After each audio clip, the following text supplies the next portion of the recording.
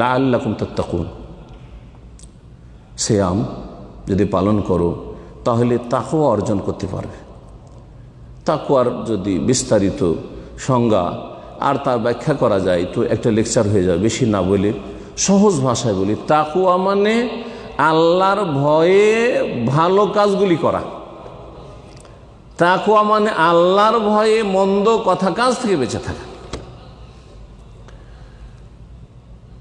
তাহলে অনেকে আছে, আমার এই কথা থেকে আর একটা দিক বলছি, অনেকে আছে যারা ভালো কাজ করে কিন্তু আল্লাহর ভয়ে নয়।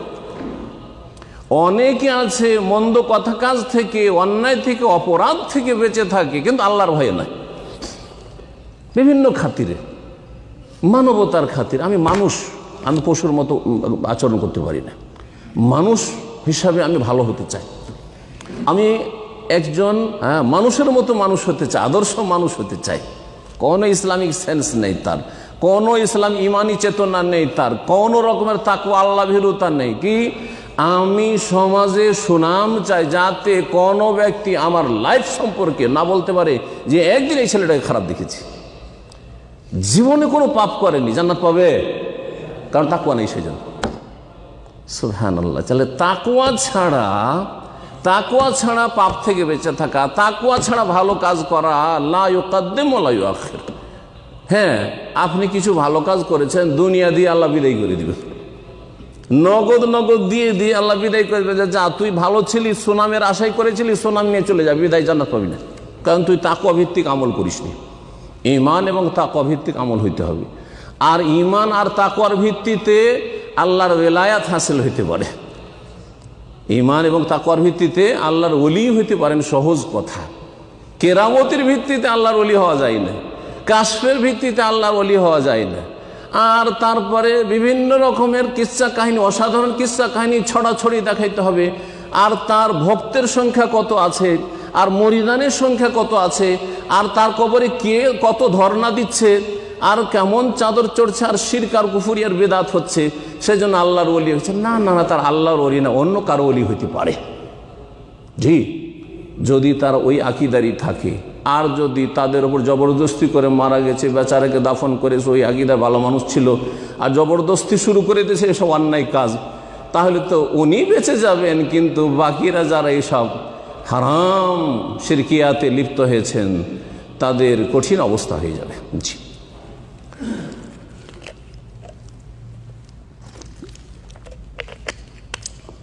সম্মানিত ভাতৃমণ্ডলী, ফিরে আসি রমজানের দিকে, সিয়ামের দিকে। আল্লাহ রাব্বুল আলামিন তারপরে বলছেন তাকওয়ার কথা বলছিলাম। তাহলে তাকওয়া, মানুষ যদি আল্লাহর ভয়ের ভিত্তিতে গুনাহ থেকে না বাঁচে, আল্লাহর ভয়ের ভিত্তিতে ভালো কাজ না করে, তাহলে কোনো প্রতিদান পাবে না, কোনো সওয়াব পাবে না, জান্নাত পাবে না, জাহান্নামের আযাব থেকে বাঁচতে পারবে না, আল্লাহর সন্তুষ্টি অর্জন করতে পারবে না। জি হ্যাঁ, এই তাকওয়া অত্যন্ত গুরুত্বপূর্ণ বিষয়। তাকওয়া যদি থাকে তো আমি আপনাদের সামনে যেমন তেমন নির্জনেও তেমন। আর তাকওয়া যদি না থাকে, কিন্তু আমি মানবতার খাতিরে অথবা দুনিয়ার কোনো খাতিরে আমি একটু আপনাদের সামনে, জনগণের সামনে খুব ভালো মানুষ সাজতে চাই, তাহলে আপনাদের সামনে তো ফেরেশতা চরিত্রে সেজে যাব, কিন্তু নির্জনে ইবলিস চরিত্রের হয়ে যাব। যে গিরগিটের মতো, হ্যাঁ, রং বদলে দেবে। মানুষের সামনে থাকলে এক রং, আর ঘরে যখন লক করলো আর পকেটে তো মোবাইল ভরা আছে, যাতে সমস্ত রকমের শয়তানি ভরা আছে, ইচ্ছা করলে তখন যে কোন জগতে আর কোন সাইট ভিজিট করে, কোন জগতে বিচরণ করে আল্লাহ ভালো জানে। রাতের অন্ধকারে, রুমের অন্ধকারে আর নির্জনে কত কি যে করে, আল্লাহুল মুস্তাআন। কেন? তাকওয়া নাই সেজন্য। জাহির আলাদা আর বাতিন আলাদা, মানুষের সামনে আলাদা মানুষে, আর নির্জনে আলাদা মানুষ। কিন্তু তাকওয়া থাকলে মানুষের সামনেও যেমন তেমন, নির্জনেও তেমন। মানুষের সামনে তার সালাতের যেমন কোয়ালিটি, তেমন নির্জনেও তার সালাতের কোয়ালিটি। এমন না যে মানুষ বসে আছে, রে শাইখেরা দেখছে আমি তাহিয়াতুল মসজিদ পড়ছি, তখন বড়ই খুশুর সাথে নামাজ চলছে, রুকু সেজদা কিয়াম ভালোই লম্বাই চলছে। আর যখন দেখছে কেউ তো না, তাড়াতাড়ি সার, তাড়াতাড়ি রুকু সেজদা, একেবারে নাকরাতুন কা নকরাতিল গোরাব, হ্যাঁ, কাকে ঠোকর দেওয়ার মতো নামাজ। এটা কিসের জন্য? তাকওয়া নাই সেজন্য। আপনার সালাত তাকওয়া ভিত্তিক নয়, দান খায়রাত ওই রকমই। লোকজনকে একটু যদি জানান যে আমি এই কল্যাণমূলক কাজে, দিনের খেদমতে আমি এত বড় কাজ করলাম, যদি জানে তাহলে দেব, আর না জানিয়ে না না না না আমার কোনো মূল্যায়ন করা হয় না, আমি এত ইসলামের কাজ করি কিন্তু এরা আমার কোনো মূল্যায়ন করে না, না, লাভ নেই, কোনো সহযোগিতা নেই। তাকওয়া নেই সেই জন্য। তাকওয়াবিহীন কাজগুলি এইরকম। এই তাকওয়ার ট্রেনিং কোর্স হচ্ছে সিয়াম।